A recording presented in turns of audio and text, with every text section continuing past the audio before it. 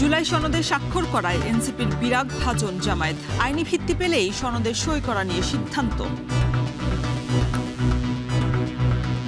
পরবর্তী পদক্ষেপটা খুব দ্রুতই যদি স্পষ্ট হয়ে যায় জামায়াত এবং এনসিপির মধ্যে, এটাকে কেন্দ্র করে কোনো দূরত্ব তৈরি হওয়ার কোনো সম্ভাবনা আমি দেখছি না। তাদের উচিত ছিল যে তারাও আসলে এই জিনিসটা নিশ্চিতের ব্যাপারে যদি অনড় থাকতেন তাহলে জিনিসটা আরো আরো গতি পেত। নির্বাচন ঘিরে সামাজিক যোগাযোগ মাধ্যমে বেড়েছে এআই কেন্দ্রিক অপতৎপরতা। সামলানোই বড় চ্যালেঞ্জ নির্বাচন কমিশনের। সব দল মিলে যদি একটা ঐক্যমতে পৌঁছায় যে আমরা এই নির্বাচনের সময়কালীন এআই বেসড অডিও ভিডিও আমরা ব্যবহার করব না। অপর্যাপ্ত অগ্নি নিরাপত্তা সহ নানা অস্থিরতায় ভাবমূর্তি সংকটে চট্টগ্রাম ইপিজেড। ফি বাড়ানোর প্রতিবাদে বন্দরে সকাল থেকে পরিবহন ধর্মঘট। 3 দফা দাবিতে কেন্দ্রীয় শহীদ মিনারে 20 ঘণ্টা ধরে অনশনে এমপি ও শিক্ষকরা। দুপুরে কালো পতাকা মিছিল, রোববার লং মার্চ টু যমুনা।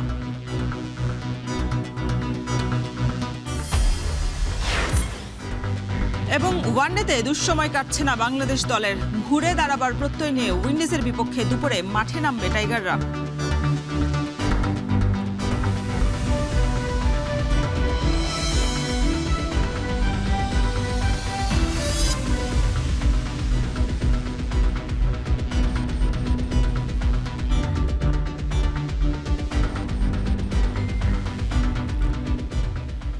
স্বাগত এখন বাণিজ্যে, সঙ্গে আছি শরীফ রওশন।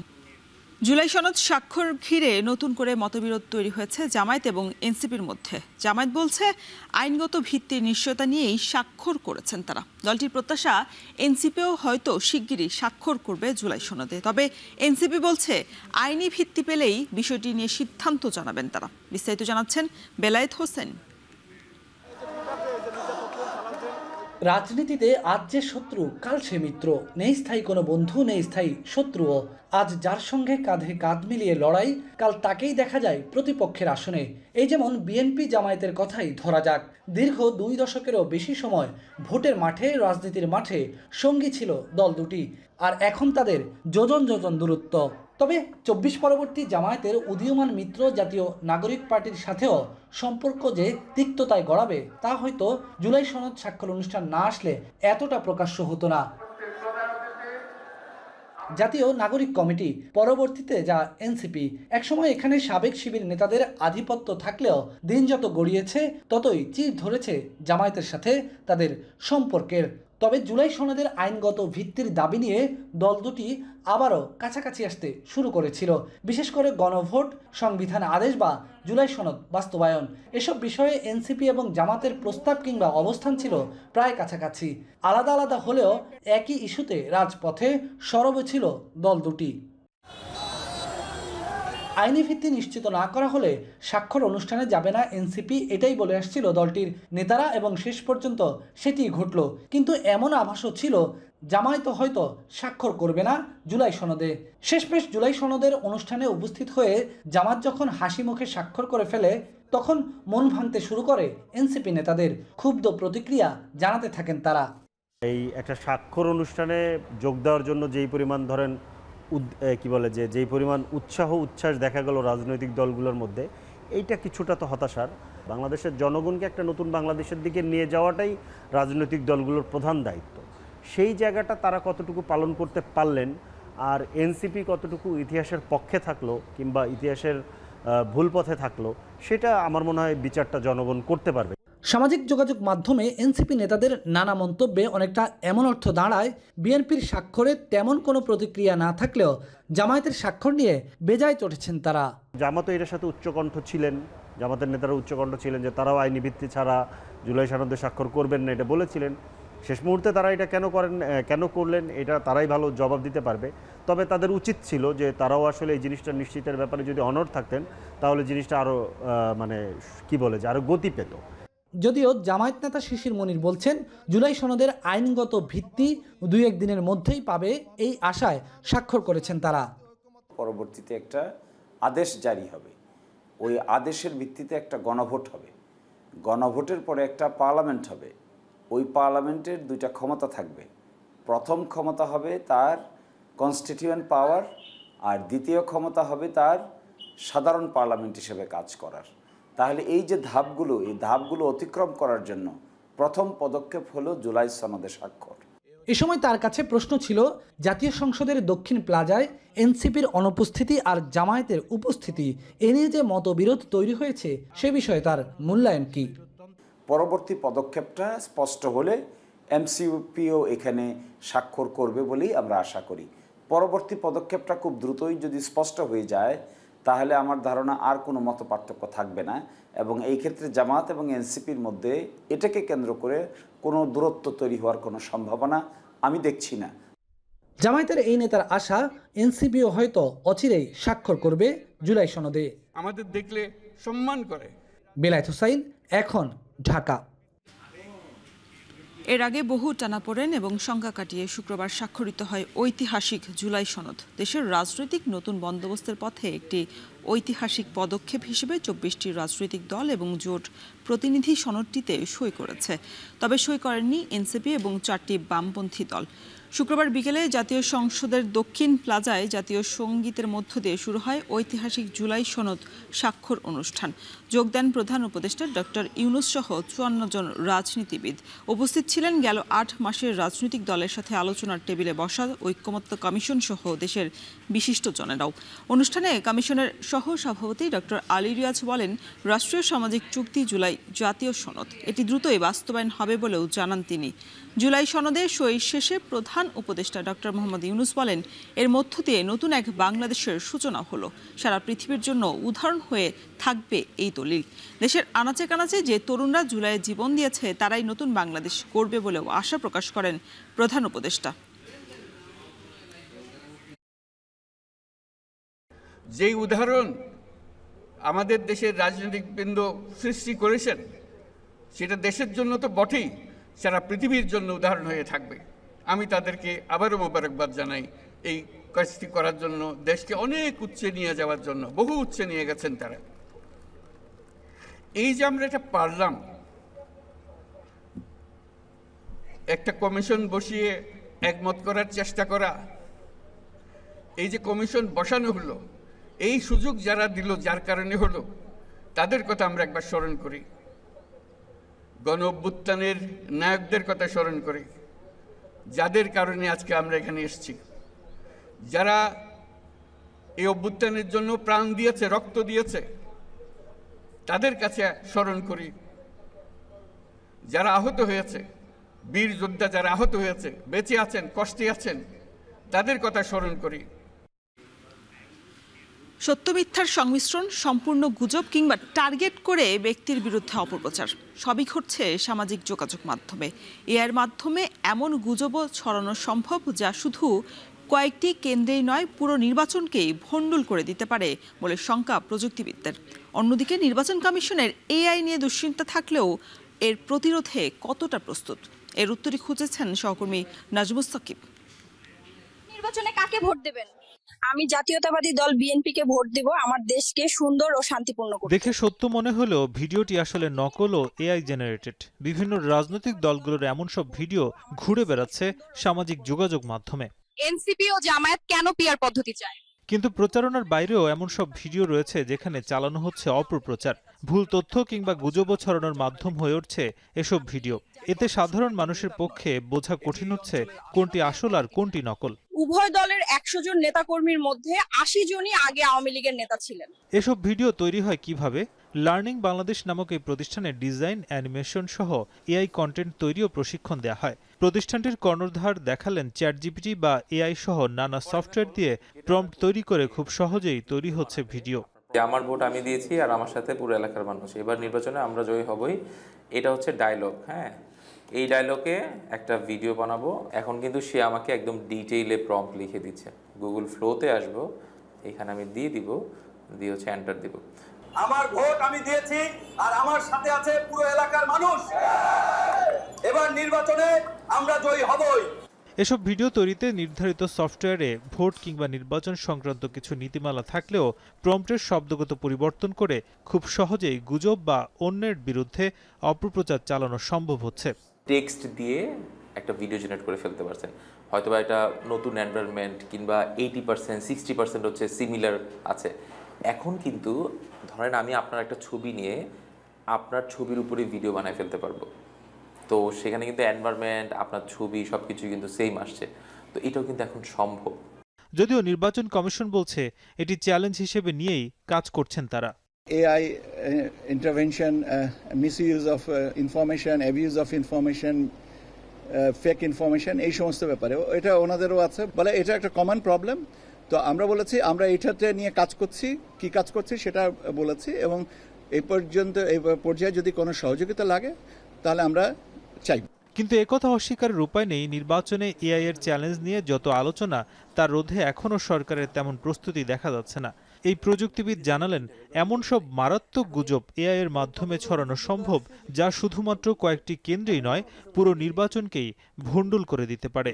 তার পরামর্শ, নির্বাচনের দিন বা আগে ইসিকে এমন একটি ওয়েবসাইট লঞ্চ করতে হবে যাতে দ্রুতই কোনটি এআই কন্টেন্ট সেটা বুঝতে পারে সাধারণ মানুষ। ব্যক্তিগত পর্যায়ে প্রত্যেকে করতে হবে, প্রতিষ্ঠানের জায়গায় করতে হবে, রাষ্ট্রীয়ভাবে আসলে একটা নীতিমালা, একটা গাইডলাইন থাকা উচিত যে আসলে কোন কোন জায়গায় আমরা এই ব্যবহার করব, কোন কোন জায়গায় আমরা এই ব্যবহার করব না। অথবা যদি সব দল মিলে যদি একটা ঐক্যমতে পৌঁছায় যে আমরা এই নির্বাচনের সময়কালীন এই ধরনের প্রচারণা করব না বা এই এআই বেসড অডিও ভিডিও আমরা ব্যবহার করব না। আগামী নির্বাচন ঘিরে এআই এর ব্যবহারকে নিরুৎসাহিত করেছে নির্বাচন কমিশন। আর এআই দিয়ে কোনো অপরাধমূলক কাজ করলে ব্যক্তির বিরুদ্ধে শাস্তিমূলক ব্যবস্থাও গ্রহণ করা হবে বলে জানায় কমিশন। কিন্তু সেই শাস্তির প্রক্রিয়া কেমন হবে এবং অপরাধীদের কিভাবে আইনের আওতায় আনা যাবে সেটা এখনও স্পষ্ট করেনি নির্বাচন কমিশন। তাই বিশেষজ্ঞরা পরামর্শ দিচ্ছেন শুধুমাত্র কেন্দ্রীয়ভাবেই নয়, একেবারে জেলা পর্যায়ে বিশেষজ্ঞ কমিটির মাধ্যমে এসব অপরাধীদের ধরা গেলে হয়তো আগামী নির্বাচন অনেকটাই স্বচ্ছ হবে। নাজমুস সাকিব, এখন, ঢাকা। নরসিংদীতে বছর ব্যবধানে খুন এবং মামলা বেড়েছে প্রায় দ্বিগুণ। জেলায় গেল এক বছরে খুন হয়েছে 120 জনের বেশি। তথ্য বলছে সবগুলো খুনের পেছনে রয়েছে অর্থ লেনদেনের এক নীরব খেলা। খুনের কারণ, অস্ত্র যোগান আর কিলিং মিশনের আদ্যপান্ত অনুসন্ধান করেছেন রাকিবুল ইসলাম।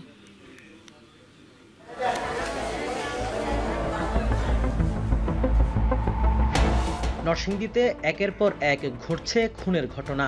2024 সালের আগস্ট থেকে পরবর্তী এক বছরে খুনের ঘটনা ঘটেছে 120টির বেশি, আর এ সময়ে মামলা হয়েছে 119টি। অথচ তার আগের বছরে অর্থাৎ 2023 সালের আগস্ট থেকে 2024 সালের আগস্ট পর্যন্ত খুনের মামলার সংখ্যা ছিল 64টি। বছর ব্যবধানে খুন ও মামলা বেড়েছে প্রায় দ্বিগুণ। জনমনে প্রশ্ন, কেন এত খুনের ঘটনা? যার কারণ অনুসন্ধান করেছে এখন টেলিভিশন। ভুক্তভোগী পরিবার ও সংশ্লিষ্টরা বলছেন মাদক, ইন্টারনেট, ডিশ ও বালু ব্যবসা সহ নানা ব্যবসায়িক দ্বন্দ্ব, রাজনৈতিক প্রতিহিংসা এবং আধিপত্য বিস্তার এসব হত্যার মূল কারণ। সবকিছুর পেছনে রয়েছে অর্থের খেলা। স্থানীয়দের দেয়া তথ্য বলছে আগ্নেয়াস্ত্র তৈরির যন্ত্রাংশ সহ পার্শ্ববর্তী দেশ থেকে কারিগর এসেও নরসিংদীতে অস্ত্র তৈরি করছে। লাখ টাকার অস্ত্র এখানে পাওয়া যাচ্ছে 30,000 টাকায়। অস্ত্র সহজলভ্য হওয়ায় টাকার বিনিময়ে অস্ত্র দিয়ে ভাড়া খাটা সন্ত্রাসীও আছে জেলায়। এছাড়া অপরাধীরা আশ্রয় নিচ্ছে রায়পুরার দুর্গম চরাঞ্চলে, যার পেছনে আইনশৃঙ্খলা বাহিনীর দায় আছে বলে অভিযোগ অনেকের। নরসিংদীতে খুন হয় 3টি জিনিস: 1 নেট ব্যবসা, 2 মাদক ব্যবসা, 3 হলো ডিশের ব্যবসা। তো আপনি যখন ডিশ ব্যবসা করেন তখন আমি যখন আপনার কাছে থেকে চাইবো আমাকে আমার টাকা দেন, যখন আপনি টাকাটা দিবেন না তখন আমি বলবো হ্যাঁ সে যখন এগুলি অবহেলা করতেছে তো টাকা দিবে, টাকা দিয়ে আপনাকে মারা ফেললে হাত বদল করে ফেলবো আমরা। অস্ত্রের শক্তি আছে, তাদের অর্থনৈতিক শক্তি আছে, তাদের পুলিশ প্রশাসনের সাপোর্ট তো অবশ্যই আছে।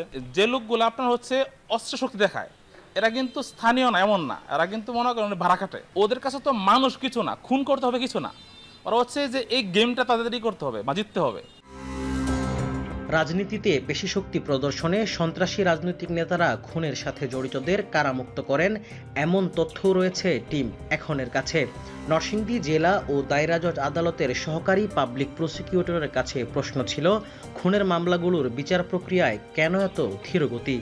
গ্রাম পর্যায়ে গোষ্ঠীগত দ্বন্দ্ব, মূলত চরাঞ্চলে গোষ্ঠীগত দ্বন্দ্ব, ওইখানে হত্যাগুলি বেশি হচ্ছে। বিচার কেন হচ্ছে না? অনেক সময় বাদী পক্ষ মামলা দায়ের করতে গেলে মামলাটা সঠিকভাবে লিখতে পারে না, মামলার ঘটনাগুলি লিখতে পারে না, তদন্ত কর্মকর্তাদের মাঝে মাঝে গাফলতি থাকে। মার্ডারগুলি হওয়ার কারণ হচ্ছে মার্ডার হওয়ার কিছুদিন পরে দেখা গেছে বাদী এবং আসামি পক্ষ উভয় পক্ষ মিলে গেছে। গত এক বছরে ১১৯টি খুনের মামলায় মোট আসামি ১,৭১৯ জন। এর মধ্যে গ্রেপ্তারকৃত আসামির সংখ্যা মাত্র ৩০২ জন। পুলিশ বারবারই বলছে চরাঞ্চলে আধিপত্য বিস্তারই খুনের মূল কারণ। এত সহিংসতায় নরসিংদীবাসীর স্বাভাবিক মৃত্যুর নিশ্চয়তা কতটুকু, সে প্রশ্ন পুলিশ সুপারের কাছে। কয়েক মাসে বেশ কিছু খুনের ঘটনা ঘটেছে। এই খুনের রহস্য উদ্ঘাটন এবং খুনের সাথে জড়িত বা অন্যান্য অপরাধের সাথে জড়িত যে আসামিগুলো আছে, সেই আসামিগুলোকে আইনের আওতায় নিয়ে আসার জন্য আমাদের জেলা পুলিশের পক্ষ থেকে আমাদের অভিযান জোরদার করা হয়েছে। হত্যা যদিও মৃত্যু, তবে তা মৃত্যুর মতো চিরন্তন নয়। দিন শেষে সকলেরই প্রত্যাশা স্বাভাবিক মৃত্যুর নিশ্চয়তা। রাকিবুল ইসলাম, এখন নরসিংদী। গত এক বছরের বেশি সময় ধরে অর্ধশত শ্রমিক অসন্তোষ, সংঘর্ষ, কারখানা বন্ধ হওয়া আর সবশেষ আগুনের ঘটনা, সব মিলে এক বিপর্যস্ত দেশের অন্যতম বৃহৎ এবং প্রধান রপ্তানিকারক অঞ্চল চট্টগ্রাম ইপিজেড। সবশেষ গতকাল শুক্রবার ৩৫,০০০ শ্রমিকের কর্মসংস্থান নিশ্চিত করা প্যাসিফিক জিন্সের ৮টি কারখানা অনির্দিষ্টকালের জন্য বন্ধ করে দেওয়া হয়। ৪২ বছর ধরে দেশি বিদেশি বিনিয়োগকারীদের আকর্ষণীয় কেন্দ্রবিন্দু হয়ে উঠলেও সাম্প্রতিক সময়ে এসব ঘটনার এখন হুমকি হয়ে পড়েছে সুনাম এবং ভাবমূর্তি। শোয়েব রহমানের প্রতিবেদনে দেখুন বিস্তারিত। বৃহস্পতিবার চট্টগ্রাম ইপিজেডে স্মরণকালের ভয়াবহ আগুনে পড়ে যায় অ্যাডাম ক্যাপস এবং জিহং মেডিকেল প্রোডাক্টসের ৮তলা ভবন।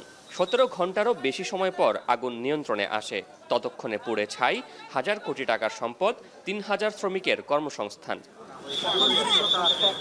একই দিন শ্রমিক অসন্তোষ দেখা দেয় দেশের অন্যতম বৃহৎ পোশাক রপ্তানিকারক প্রতিষ্ঠান প্যাসিফিক জিন্সে।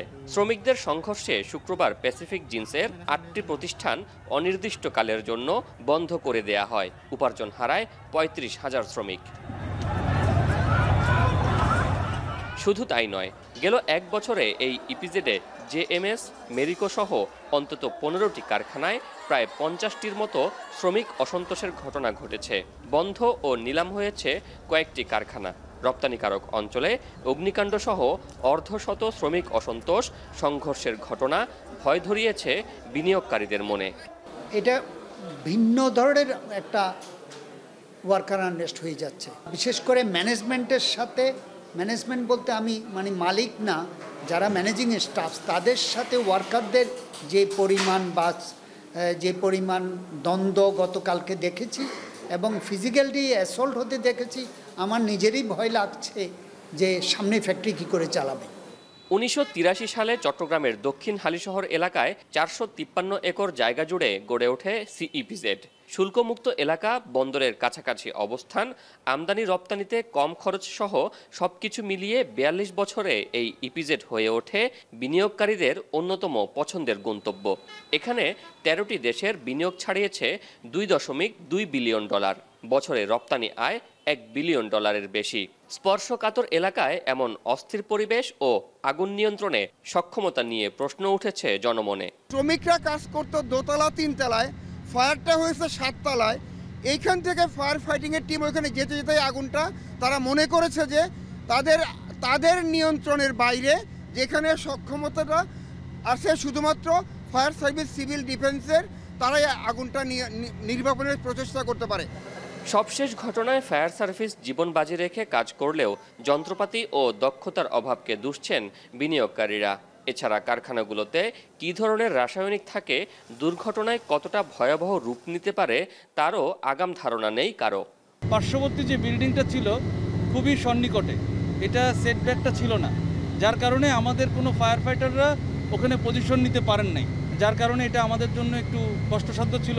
একটু দূরত্ব বজায় রেখে নিজেদের সেফটিটা ইনশিওর করে আমরা এই কার্যক্রম করেছি, যার কারণে একটু সময় লেগেছে। গেল এক বছরে অস্থির সময় পার করা দেশের শীর্ষ এই ইপিজেডটিতে এমন অস্থিরতায় ষড়যন্ত্রের গন্ধ পাচ্ছেন উদ্যোক্তারা। এ অবস্থায় গোয়েন্দা নজরদারি বৃদ্ধি সহ প্রতিটি ঘটনা যথাযথভাবে তদন্তের আহ্বান তাদের।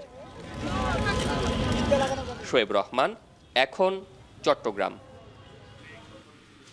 এদিকে বন্দরে প্রবেশ ফি বাড়ানোর পরিপ্রেক্ষিতে চট্টগ্রাম বন্দরে পণ্য পরিবহন বন্ধ করে দিয়েছে ট্রাক, কভার্ড ভ্যান এবং ট্রেলার সহ বিভিন্ন পরিবহন মালিক সমিতি। এতে ব্যাহত হচ্ছে পণ্য ডেলিভারি কার্যক্রম। সেখানকার সবশেষ খবর জানাতে বন্দর থেকে আমাদের সাথে যুক্ত হয়েছেন সহকর্মী হাজেরা শিউলি। পণ্য পরিবহন বন্ধ করে দেওয়ায় বন্দরে কেমন প্রভাব পড়ছে, আর এই সমস্যার সমাধান দ্রুত সময়ের মধ্যে কি কোনো সম্ভাবনা দেখছেন কিনা সমাধান?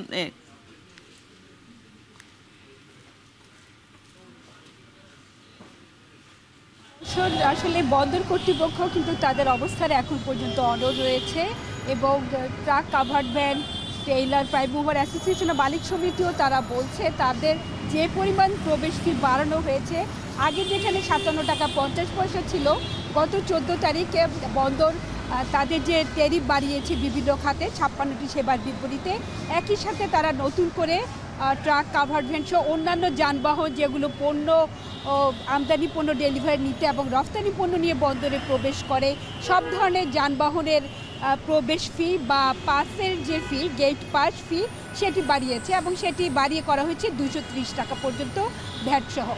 এবং পরিবহন মালিকরা বলছে তাদের সাথে কোনো ধরনের আলোচনা ছাড়াই হুট করে বন্দর কর্তৃপক্ষ এই ফি বাড়িয়েছে এবং বর্তমানে সরকার অন্যান্য খাতে যেভাবে তাদেরকে ট্যাক্স বাড়িয়েছে, অগ্রিম আয়কর, ট্যাক্স টোকেন ফি, পারমিট ফি, সব কিছু মিলিয়ে তাদের উপর আসলে আবার বন্দরের এই বাড়তি ফি তাদের জন্য একটি বোঝা এবং এটি আসলে তাদের ট্রাক বা তাদের যে পরিবহনগুলো আছে সেগুলো চালানো তাদের পক্ষে খুবই দুঃসাধ্য, কষ্টসাধ্য এবং এতে তাদের প্রফিট থাকে না। এবং প্রতিদিন বন্দরে প্রায় 10 থেকে 12 হাজার বিভিন্ন ধরনের যানবাহন প্রবেশ করে এবং প্রতি ট্রিপেই কিন্তু প্রত্যেকবারই তাদের কিন্তু প্রবেশ ফি দিতে হয়।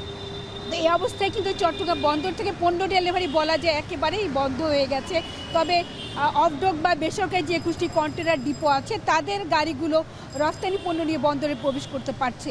তো এর আগেও কিন্তু বেশ কয়েকবার প্রাইম মুভার টেইলার্স অ্যাসোসিয়েশনের মালিক শ্রমিক ইউনিয়ন বিভিন্ন দাবিতে ধর্মঘট থাকে এবং এই ধরনের ধর্মঘটের ফলে কিন্তু বন্দরে পণ্য ডেলিভারি সহ সার্বিক অপারেশনাল কার্যক্রমে মারাত্মক অচল অবস্থা তৈরি হয়।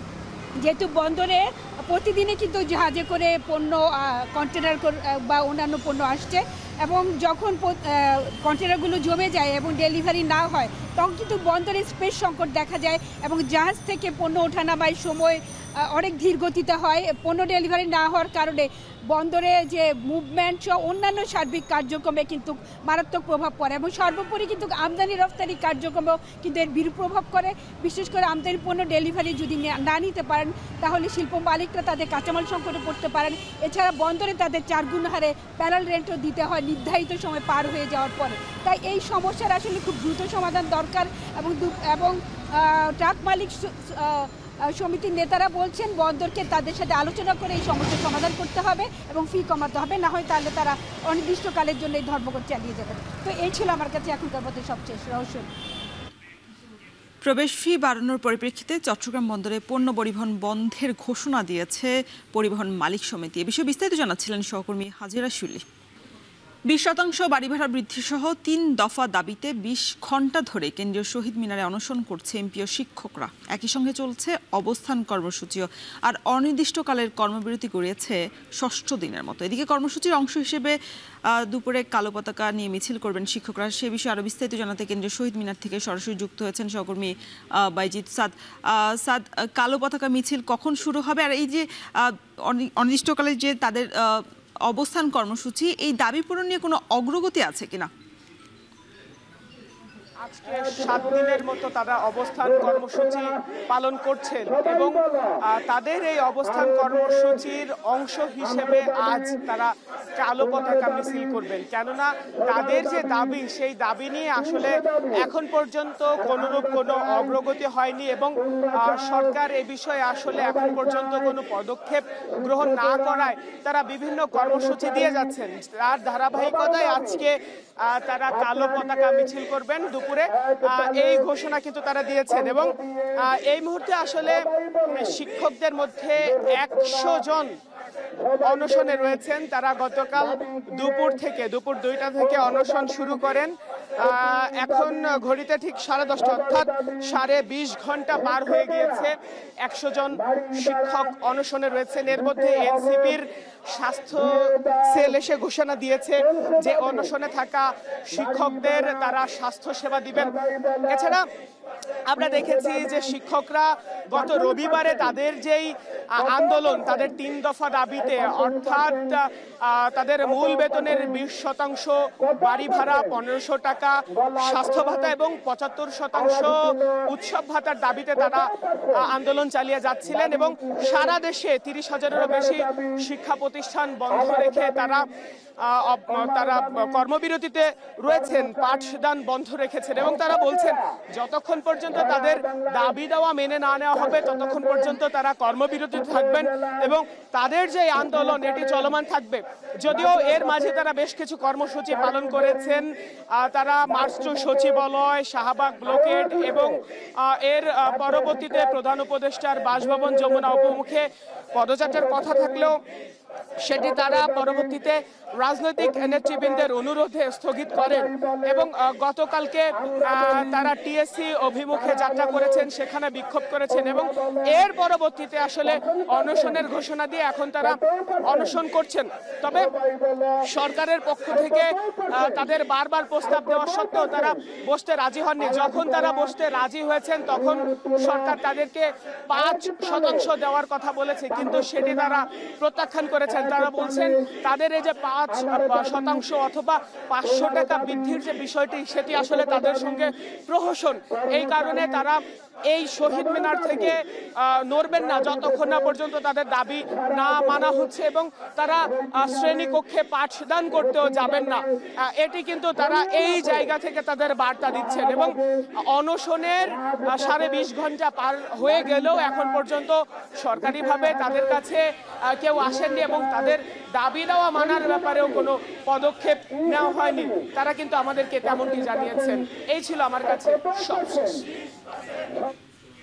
এমপিওভুক্ত শিক্ষকদের অনশন কর্মসূচির সবশেষ খবর জানাতে কেন্দ্রীয় শহীদ মিনার থেকে যুক্ত ছিলেন সহকর্মী বাইজিৎ সাদ। পটুয়াখালীর রাবনাবাদ নদ থেকে নির্বিচারে বালু উত্তোলন বিপন্ন 2টি ইউনিয়নের বন্যা নিয়ন্ত্রণ বাঁধ। হুমকির মুখে নদীর ভূ-প্রাকৃতিক পরিবেশ, জীববৈচিত্র্য এবং জনবসতি। অবৈধ বালু উত্তোলনে সরকারও হারাচ্ছে কোটি টাকার রাজস্ব। এক্ষেত্রে জলবায়ু পরিবর্তনের নেতিবাচক প্রভাব তীব্র হচ্ছে বলে মনে করেন বিশেষজ্ঞরা। জসিম পারভেজের প্রতিবেদন। আন্ধারমানিক নদের মোহনার 1,74,00,000 টাকার খাজুরা বালুমহাল মাত্র 68 লাখ টাকায় ইজারা দিয়েছে জেলা প্রশাসন। একাধিক প্রতিষ্ঠান ও ব্যক্তি বৈধ এ বালুমহাল থেকে বালু উত্তোলন না করে রাবনাবাদ চ্যানেল ও আগুনমুখা নদী থেকে বালু কেটে নিচ্ছে। এতে হুমকিতে পড়েছে পরিবেশ। তীব্র নদী ভাঙনে ডুবে ভেসে জীবনযাপনে অতিষ্ঠ হয়ে উঠেছে অর্ধশত পরিবার। প্রশাসন কিছু কয় না, জনগণ কিছু কয় না, এরা কাটতে আছে কি দিয়ে কাটে সেটা তো আমরা সাধারণ জনগণ বুঝতে পারছি না। টাকার দরে কাটে না নেতামি ট্যাক্স দিয়ে কাটে, সেটা আমরা তো পাইতেছি না। আশমুরা পালতেন না, ছাগল পাগল পালতেন না, ছাগল মারা গেছে কয়টা, আবার আশমুরা ঘরে থাকতে পারি না, রাস্তার ভিতরে দোকান উঠে হেইপার থাকি আমরা। সকালে বিকেলে বালু কাটে, আমাকে বাড়ির সোজাই ওপার যাই মাঝখানে বালু কাটে হারা দক্ষিণে বালু কেটে জাহাজ লই যায় আর উত্তরে যান কোথায় বাড়ি নিয়ে কইতে পারি না। বালুটা যে কাটে এটা তো সরকার অনুমতি না, এই বালুটার কারণে কিন্তু আমাকে ক্ষতি হইতেছে। জলবায়ু পরিবর্তনের প্রভাবে সমুদ্র ও নদ নদীর গতিপথ এমনি পরিবর্তন হয়েছে, তার উপর যোগ হয়েছে অবৈধ বালু উত্তোলন। সব মিলে হারিয়ে যাচ্ছে পটুয়াখালীর আগুন মোখা ও রাবনাবাদ নদের ইতিহাস, ঐতিহ্য। হুমকিতে পড়েছে পরিবেশ ও জীববৈচিত্র্য। কলাপাড়া উপজেলার বিভিন্ন বেড়িবাঁধে এখন ঝুঁকিপূর্ণ অবস্থার মধ্যে আছে। তার মধ্যে দেবপুর গ্রামের এই 1 কিলোমিটার অত্যন্ত ঝুঁকিপূর্ণ অবস্থায় আছে। কয়েকটা জায়গায় ফাটল দেখা দিয়েছে এবং প্রতিনিয়ত জোয়ারের পানিতে এই এলাকাগুলো তলিয়ে যাচ্ছে। নদীর আপনার নাব্যতা ওর মতো চলতে না দিলে আপনার নদীও আপনাকে এটা ক্ষতির পরিমাণ দিন থেকে দিন আস্তে আস্তে বাড়াবে, কারণ এর নাব্যতার পরিমাণ ক্ষতির পরিমাণ ফলে নদী পারে যে জনগোষ্ঠী আছে তারা বিভিন্ন ক্ষতির সম্মুখীন হবে। এদিকে বালু উত্তোলনের ফলে কলাপাড়ার ধানখালী ও চাম্পাপুর ইউনিয়নের বিভিন্ন স্থানে বন্যা নিয়ন্ত্রণ বাঁধে দেখা দিয়েছে ভাঙন। তবে কলাপাড়া ও রাঙ্গাবালী জলসীমায় সরকারি রাজস্ব ফাঁকি দিয়ে কোটি টাকার বালু উত্তোলন বন্ধে কঠোর পদক্ষেপ গ্রহণ করার কথা জানিয়েছে সংশ্লিষ্ট কর্তৃপক্ষ। রাঙ্গামালী উপজেলায় কোনো ইজারা ভিত্তিক বালু মল নাই। কেউ যদি অবৈধভাবে আমার নদী সীমানায় বালু উত্তোলন করে এবং এটা যদি আমাদের নজরে আসে, আমি সাথে সাথে তার বিরুদ্ধে আইনানুগ ব্যবস্থা নিব। এই খাজুরা বালুমহল ব্যতীত যে কোনো জায়গা থেকে বালু উত্তোলন করা হলে আমরা তাদের বিরুদ্ধে বালুমহল ও মাটি ব্যবস্থাপনা আইন 2010-এর সংশ্লিষ্ট ধারা অনুসারে কঠোর ব্যবস্থা গ্রহণ করব। বালি উত্তোলনের ফলে যে নদী ভাঙ্গন হচ্ছে এ ব্যাপারে প্রশাসনের সাথে আমরা আলাপ করেছি, তাদেরকে দিয়ে অবৈধ বালি উত্তোলনের ব্যবস্থা গ্রহণ করার জন্য তাদেরকে অনুরোধ করা হয়েছে। নদীকে কেন্দ্র করেই গড়ে উঠেছে উপকূলীয় এই অঞ্চল। রাষ্ট্রের প্রয়োজনে অবকাঠামোগত উন্নয়নের পাশাপাশি নদ নদী এবং পরিবেশ ও জীববৈচিত্র্য রক্ষায় এখনই সময় কার্যকর পদক্ষেপ গ্রহণ করার, এমনটাই মনে করছেন স্থানীয়রা। এখন পটুয়াখালী। এবার আন্তর্জাতিক। মার্কিন প্রেসিডেন্ট ডোনাল্ড ট্রাম্পের সাথে বৈঠকের পর খালি হাতেই ফিরতে হলো ইউক্রেনের প্রেসিডেন্ট ভলোদিমির জেলেনস্কিকে। রাশিয়ার বিরুদ্ধে লড়াই চালিয়ে যেতে শক্তিশালী টমাহক ক্ষেপণাস্ত্র সহায়তা দিতে রাজি হয়নি ট্রাম্প। বদলে আলোচনার মাধ্যমে স্থায়ী সমাধানের পথ খুঁজতে দুই দেশকে আহ্বান জানিয়েছেন তিনি। আজ বৈঠকের পর যুদ্ধ বন্ধে ট্রাম্পের ভূমিকার প্রশংসা করেছেন জেলেনস্কি। বাকিটা জানাচ্ছেন সঞ্জিতা ইসলাম তন্নি। মার্কিন প্রেসিডেন্ট হিসেবে দায়িত্ব নেয়ার পর রাশিয়া ইউক্রেন যুদ্ধ বন্ধে ইউক্রেনের প্রেসিডেন্ট ভলোদিমির জেলেনস্কির সাথে তৃতীয়বারের মতো বৈঠক করেছেন মার্কিন প্রেসিডেন্ট ডোনাল্ড ট্রাম্প। সর্বশেষ শুক্রবার হোয়াইট হাউসে আলোচনায় বসেন ট্রাম্প জেলেনস্কি। বৈঠকে রাশিয়ার বিরুদ্ধে লড়াই চালিয়ে যেতে যুক্তরাষ্ট্রের শক্তিশালী ক্ষেপণাস্ত্র টমাহক সহায়তার আবেদন জানায় জেলেনস্কি। কিন্তু ইউক্রেনকে টমাহক ক্ষেপণাস্ত্র সহায়তা দিতে রাজি হয়নি ট্রাম্প। বরং ক্ষেপণাস্ত্র ব্যবহার না করেই সংঘাত বন্ধ করা সম্ভব বলে আশা প্রকাশ করেন তিনি।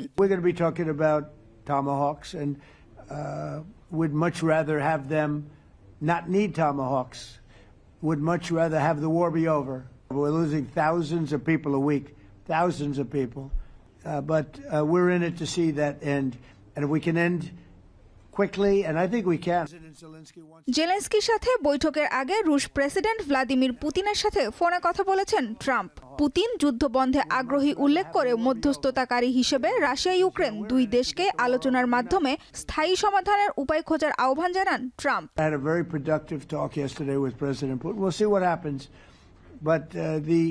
war in the Middle East was far more complicated. We got that one done, and I think we have a good chance. I think President Zelensky wants it done, and I think President Putin wants it done.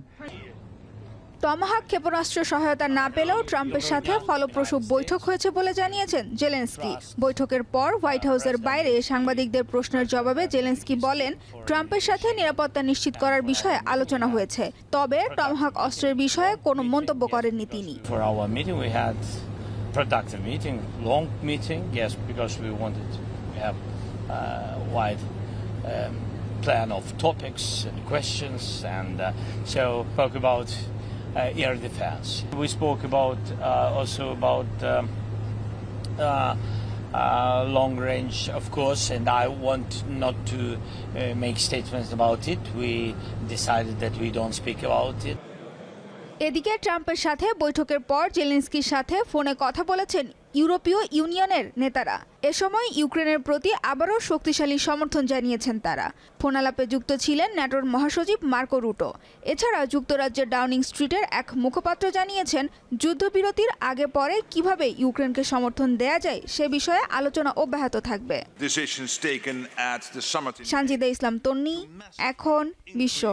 দীর্ঘদিন ধরে যুদ্ধ চালানোয় এর নেতিবাচক প্রভাব পড়তে শুরু করেছে মস্কোর সামগ্রিক অর্থনীতিতে। চলতি বছরে কমেছে দেশটির তারল্য প্রবাহ, যদিও রুশ কর্মকর্তাদের দাবি পর্যাপ্ত রিজার্ভ মজুত রয়েছে তাদের। তাই রুশ প্রেসিডেন্টের উদ্দেশ্য পূরণে বাধা হয়ে দাঁড়াবে না অর্থনীতি। বিস্তারিত জানাচ্ছেন অর্ণব প্রসাদ।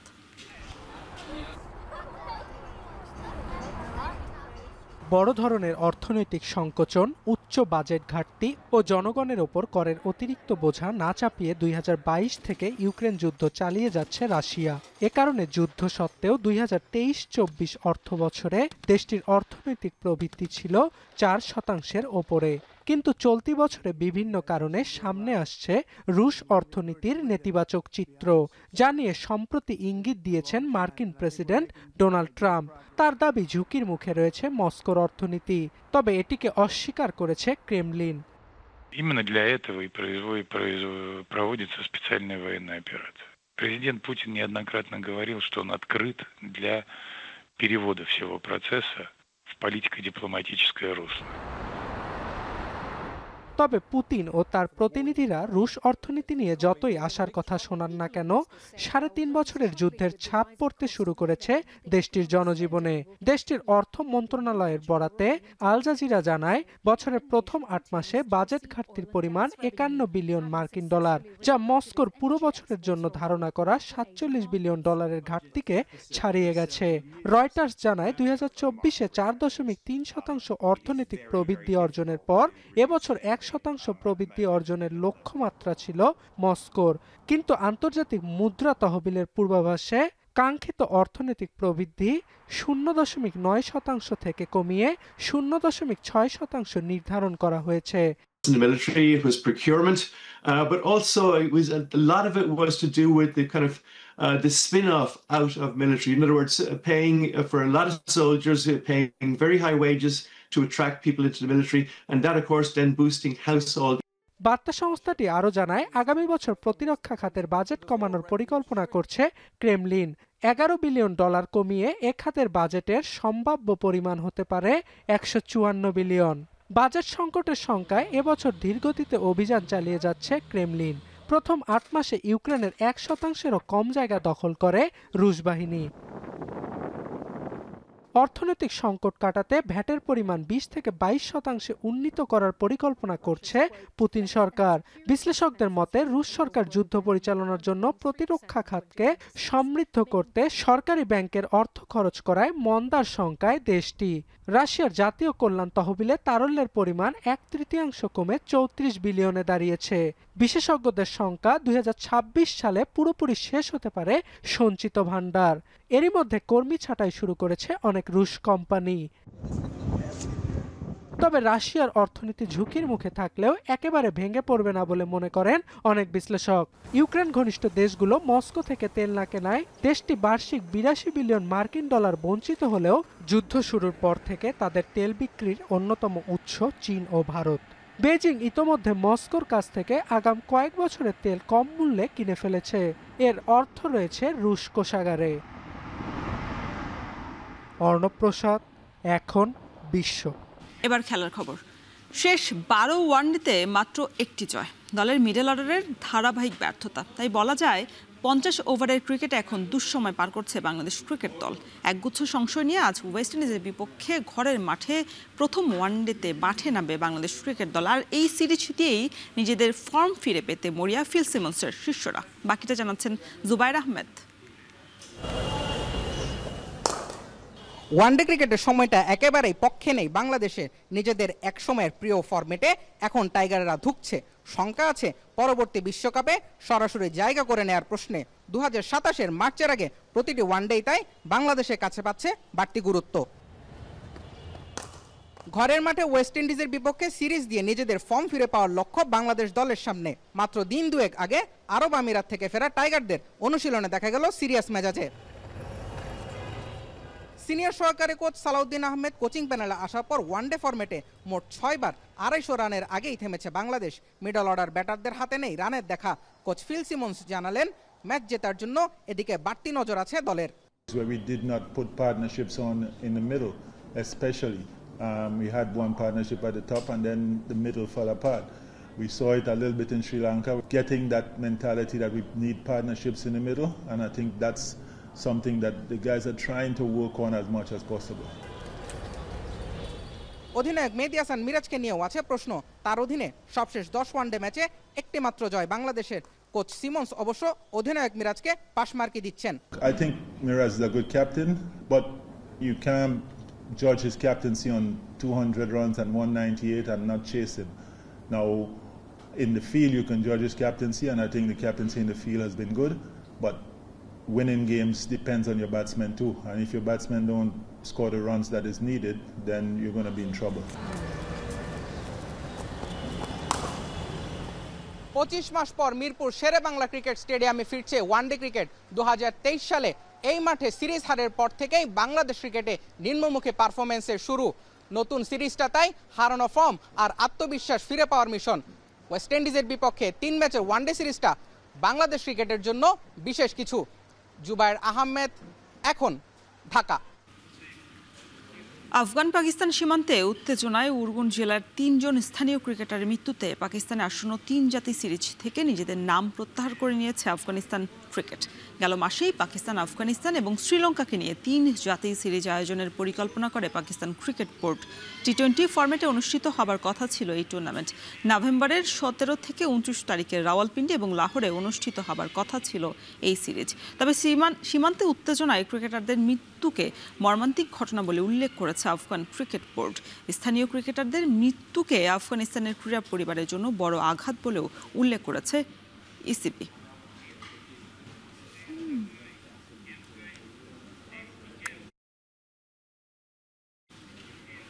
শেষ করছি এখন বাণিজ্য, তার আগে শিরোনামগুলো জানিয়ে দিচ্ছি আরও একবার। জুলাই সনদে স্বাক্ষর করায় এনসিপির বিরাগ ভাজন জামায়াত, আইনি ভিত্তি পেলেই সনদে সই করা নিয়ে সিদ্ধান্ত।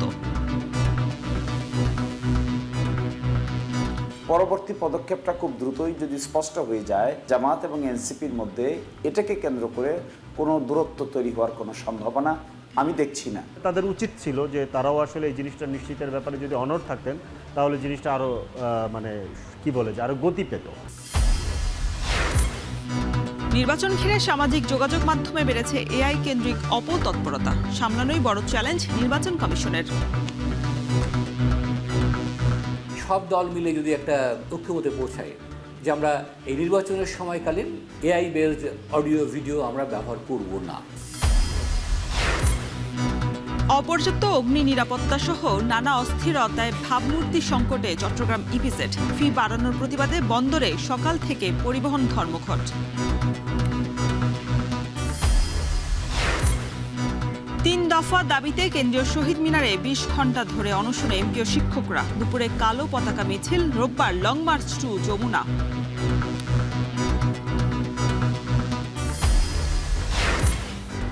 এবং ওয়ানডেতে দুঃসময় কাটছে না বাংলাদেশ ক্রিকেট দলের, ঘুরে দাঁড়াবার প্রত্যয় নিয়ে উইন্ডিজের বিপক্ষে দুপুরে মাঠে নামবে টাইগাররা।